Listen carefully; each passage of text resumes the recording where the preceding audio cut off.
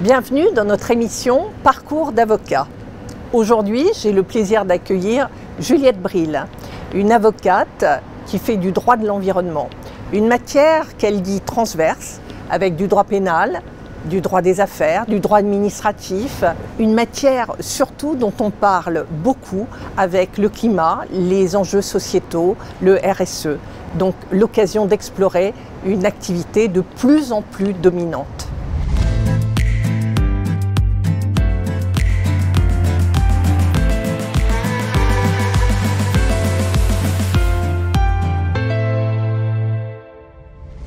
Rien ne prédestinait Juliette Bril à devenir avocate. Elle voulait être journaliste, elle voulait faire de la critique de cinéma. Un stage découverte au cabinet va la convaincre. Oui, elle sera avocate. Et puis elle va faire des études de droit et dans le cadre d'un échange avec une faculté américaine, elle va pouvoir faire un LLM à Washington en droit international de l'environnement. Un stage dans une ONG dédiée aux problèmes climatiques va achever de la convaincre. Retour en France, stage au cabinet Huglot-Lepage, une référence dans le droit de l'environnement en France. En 1996, elle fera un DEA en droit de l'environnement et en 1999, elle devient avocate, elle prête serment. Et depuis, elle exerce exclusivement dans le droit de l'environnement où elle conseille les entreprises. Elle va exercer comme collaboratrice dans plusieurs cabinets avant de rejoindre en 2014, en qualité d'associée, le cabinet Fairway où elle va prendre la direction du département environnement et développement durable. Juliette Bril, nous sommes absolument ravis de vous accueillir. Vous êtes avocate dans le droit de l'environnement. Qu'est-ce qui vous a donné envie de devenir avocate? C'est vrai que je n'ai pas eu une vocation comme certains de nos confrères. Au départ, je voulais être journaliste. Finalement, j'ai fait des études de droit. J'ai eu la chance de faire à l'époque un biduc, donc du droit et de l'anglais, ce qui m'a permis ensuite de partir aux États-Unis, faire un diplôme américain dans une université à Washington. Et là, j'ai vraiment découvert un autre monde. Le droit m'a plu et je me suis dit, bon, il faut que je devienne avocate, ça y est, c'est ça. J'avais plus d'hésitation sur ce que je voulais faire. Donc ce que vous dites, c'est que le contact, finalement, la découverte, s'est faite à travers des expériences, mais des expériences qui ont été orientées. Choisir d'aller aux États-Unis, d'abord, ce n'est pas accessible forcément à tout le monde. Pourquoi les États-Unis? Dans quel contexte? Est-ce que vous pouvez nous donner un peu plus de précision? J'avais envie d'avoir une expérience à l'étranger. J'ai la chance de parler anglais parce que j'avais fait une école bilingue. C'est vrai qu'à l'époque, c'était assez difficile de partir, donc j'ai choisi vraiment le diplôme qui me permettait de partir. Et j'avais aussi envie de découvrir le droit international.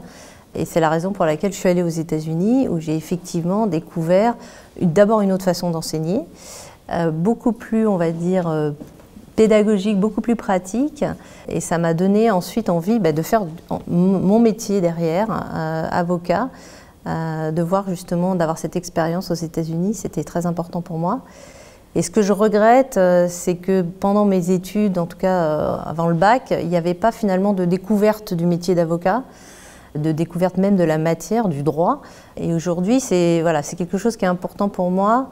Et j'organise justement au sein de mon cabinet des stages découvertes pour des jeunes de 3e, donc c'est leur stage découverte classique. Mais on fait ça en partenariat avec des collèges, on va dire, dans des endroits qui sont pas forcément, où ils n'ont pas forcément accès souvent au cabinet d'avocats. Et on essaye de leur faire découvrir notre métier, le monde du droit, les tribunaux. Et c'est vrai que c'est des expériences qui sont extrêmement enrichissantes. Et c'est ce qui m'a manqué, moi, je pense, pour avoir cette vocation, c'est de ne pas avoir eu avant la connaissance du droit, ce que ça représentait, même l'exercice de la profession. Je milite beaucoup pour que les stages découvertes soient faits dans les cabinets d'avocats et qu'on aille chercher vraiment les collégiens qui sont peut-être le plus éloignés de nous parce qu'ils ne sont pas à Paris ou parce qu'ils sont peut-être dans des endroits où c'est un petit peu plus difficile, de les faire découvrir le droit parce que c'est un métier formidable et qui est ouvert à tout le monde. Alors, vous évoquez un enseignement plus pratique, pragmatique, mais pour le droit ou pour devenir avocat? En quoi c'est plus pratique? Alors c'est plus pratique parce que en fait quand vous faites un LLM aux États-Unis, déjà vous choisissez les matières, donc c'est vraiment à la carte, c'est quelque chose, s'il y a quelque chose qui vous tente, vous pouvez tout à fait essayer. Donc il y a une côté découverte des disciplines du droit qui est beaucoup plus facile qu'en France où on est vraiment dans des domaines assez, voilà, vous faites du droit privé, du droit public, du droit pénal. Là, c'est beaucoup plus ouvert. Et puis, il y avait la possibilité aussi de faire des stages avec nos professeurs. Et donc, c'est là où j'ai découvert le droit de l'environnement dans une ONG qui défendait à l'époque, c'était quand même en 95, déjà les problèmes climatiques. Et c'était vraiment formidable d'être en même temps à la fac et en même temps d'avoir ce stage une fois par semaine avec nos professeurs qui eux-mêmes étaient des praticiens en fait et non pas des profs de droit. Ça donne une vision déjà de la profession qu'on va exercer plus tard.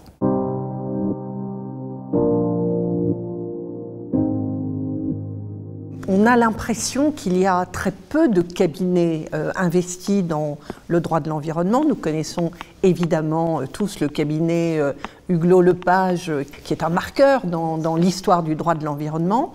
Comment vous vous orientez vers cette matière ? Je reviens en fait des États-Unis avec l'idée que c'est vraiment une matière qui m'intéresse. J'étais pas du tout partie pour ça, je faisais quand même du droit des affaires pendant des années, comme quoi on peut changer, on peut se spécialiser plus tard. Et en revenant, j'ai eu la chance d'avoir ce stage chez Huguelot-Lepage. C'est vraiment le cabinet, on va dire, le précurseur du droit de l'environnement. C'est l'AMOCO-CADIS, la première marée noire, les premières problématiques de pollution et d'indemnisation des victimes. Et là, j'ai vraiment découvert ce que c'était la pratique du droit de l'environnement au quotidien. Et ça m'a donné envie de continuer. Et même en sortant de l'EFB, j'ai eu un petit peu de mal à trouver parce que c'est difficile. C'est quand même, à l'époque, en plus, il y avait très peu de cabinets qui en faisaient. Mais j'ai persévéré. Et s'il y a un message que je veux faire passer, si vous avez envie de faire quelque chose, faites-le. Ne vous dites pas, je vais faire droit des affaires parce que le droit des affaires, c'est porteur. Faites ce que vous avez envie de faire et vous le ferez bien.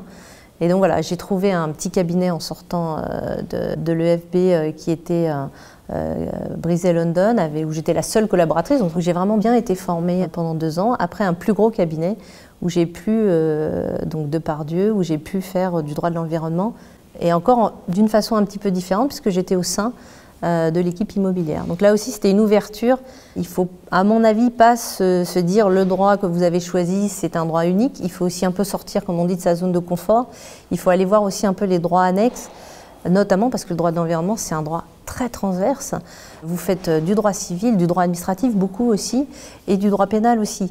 Donc c'est intéressant d'aller voir d'autres matières qui peuvent vous enrichir. Moi, dans ma pratique quotidienne, j'ai fait beaucoup donc, de droit immobilier. Et ce droit immobilier m'aide tous les jours parce que quand vous faites des acquisitions de sites industriels, vous avez évidemment l'aspect environnement, mais vous avez aussi l'aspect immobilier dont il faut tenir compte. Une matière en fait très diversifiée.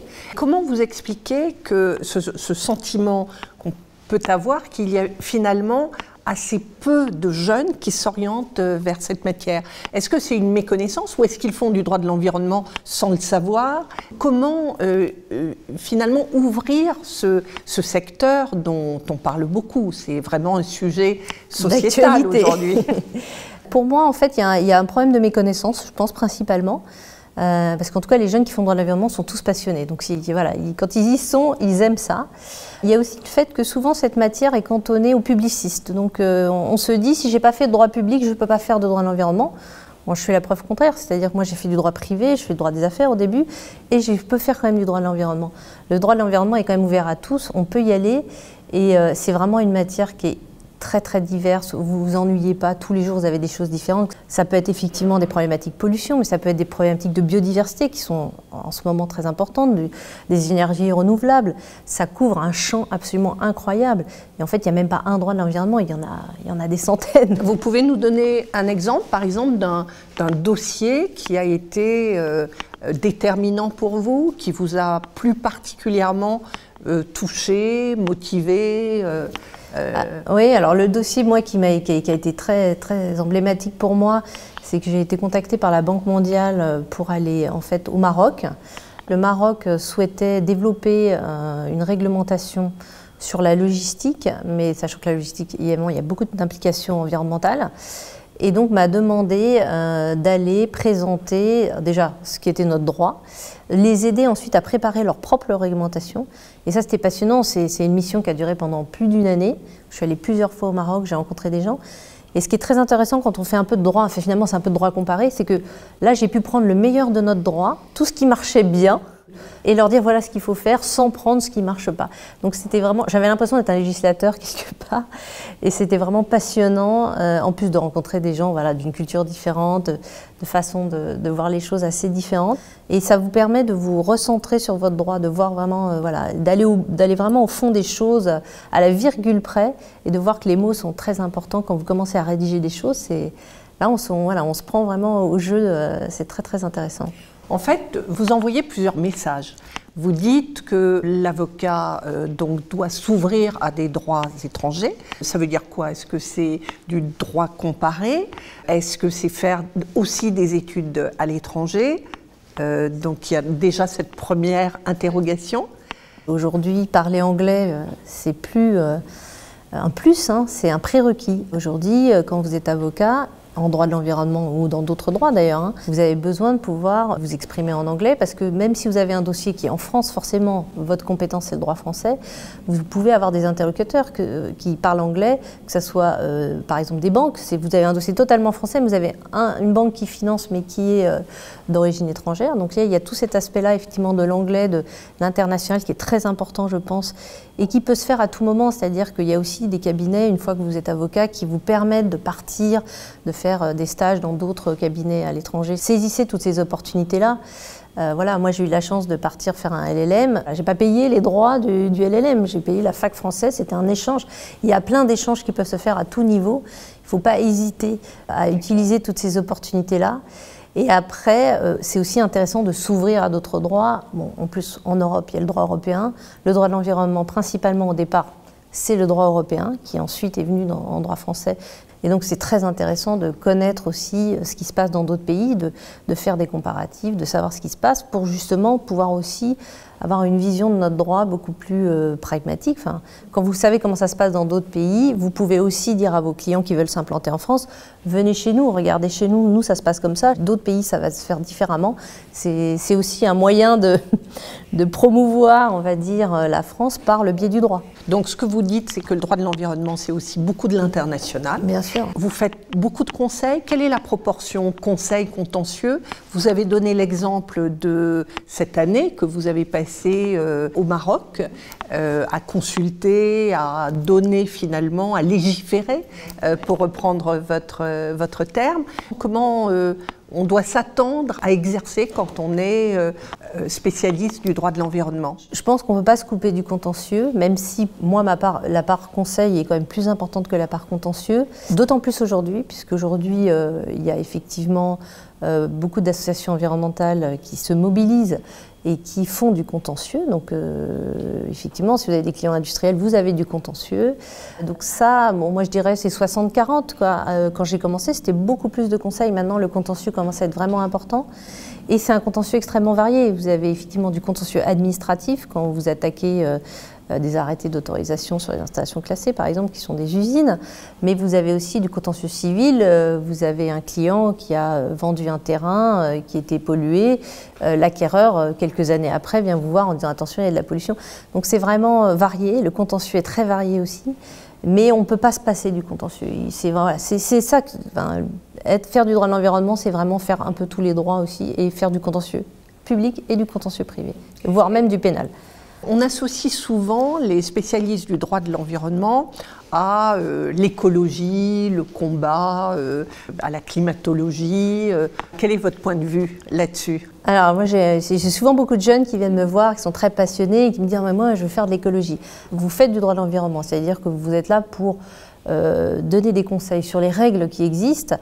Mais quelque part, si elles sont injustes, bon bah c'est tant pis. Mais voilà, vous ne pouvez pas utiliser le droit de l'environnement comme une plateforme en fait politique, pour moi en tout cas. Il y a effectivement des avocats qui sont plus spécialisés dans la défense des associations et d'autres qui font plus des industriels. Vous allez devoir choisir à un moment. On ne peut pas défendre des associations et des industriels Lorsqu'il y a des contentieux, vos clients industriels ne comprendraient pas que vous soyez le conseil d'une association, donc il faut faire attention à ça. Et après, c'est un choix, je pense mais le droit de l'environnement permet les deux. Donc c'est à vous de choisir votre sensibilité, si vous préférez défendre des associations ou si vous préférez défendre, entre guillemets, des industriels. Il n'y a pas que des industriels, mais en tout cas des acteurs, on va dire, qui potentiellement sont ceux qui polluent. Merci Juliette Bril pour toutes ces précisions, mais vous pensez que c'est terminé, ce n'est pas terminé. Nous allons accueillir tout de suite un jeune élève avocat qui a également des questions à vous poser. D'accord.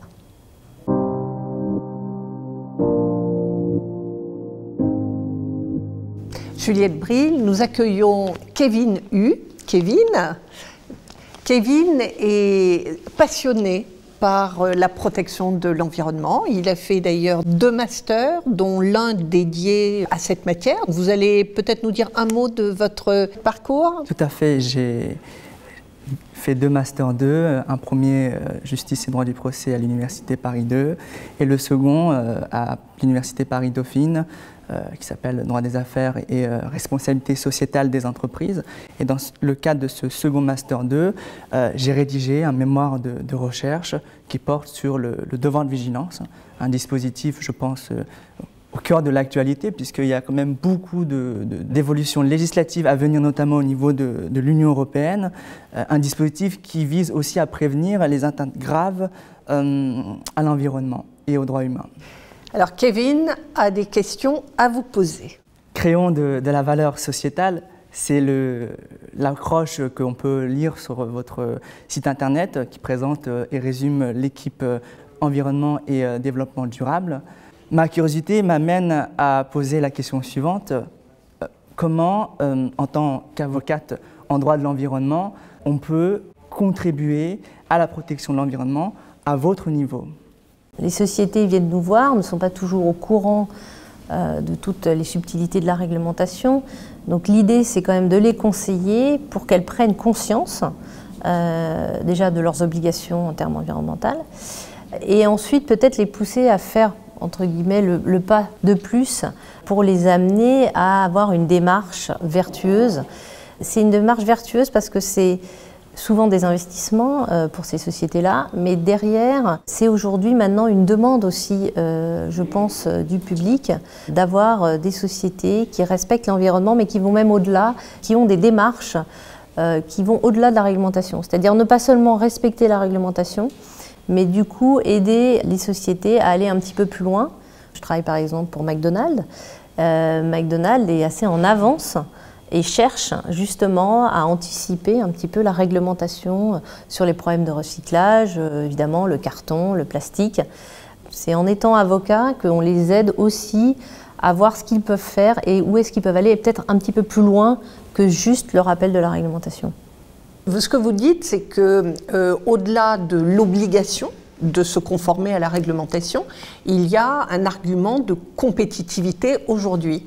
Et que l'avocat, c'est ce que je comprends, oui, tout à fait, peut accompagner et devenir finalement l'accompagnateur du chef d'entreprise dans la recherche justement d'une démarche compétitive. Exactement. C'est vraiment les aider, et c'est aussi une question d'image, il ne faut pas se leurrer, c'est une question d'image, une question de compétitivité, et de les aider à aller un petit peu plus loin que la réglementation pour améliorer leur image vis-à-vis de l'environnement. Et aujourd'hui, c'est un prérequis, c'est-à-dire que même il y a des investissements, il y a des fonds d'investissement qui doivent être respectueux de l'environnement.